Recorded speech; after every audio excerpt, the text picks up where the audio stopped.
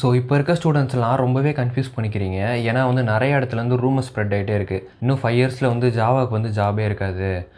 இந்த லாங்குவேஜுக்கு ஜாப் இருக்காது. பைத்தானுக்கு தான் ஜாப் அதிகமா இருக்க போகுது.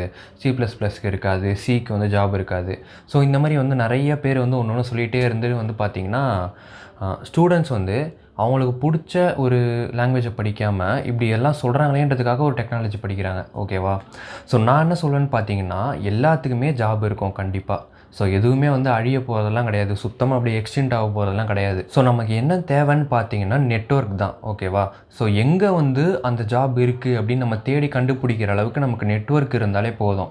மத்தபடி வந்து இது ஜாப் கிடைக்காது, இதுக்கு ஜாப் கிடைக்காது அப்படின்றதெல்லாம் நம்பாதீங்க. உங்களுக்கு புடிச்ச டெக்னாலஜிய படிங்க. உங்களுக்கு புடிச்ச டெக்னாலஜி படிச்சா தான் நீங்க அதில பெஸ்ட்டா இருப்பீங்க. நீங்க அதில பெஸ்ட்டா இருந்தா, அதுக்கேத்த ஜாப்ஸ் உங்கள தேடி வரதான் போகுது. ஓகேவா? ஸோ அதனால வந்து உங்களுக்கு புடிச்ச டெக்னாலஜிய படிங்க. அதிலேயே வந்து சக்சஸ் ஆக ட்ரை பண்ணுங்க.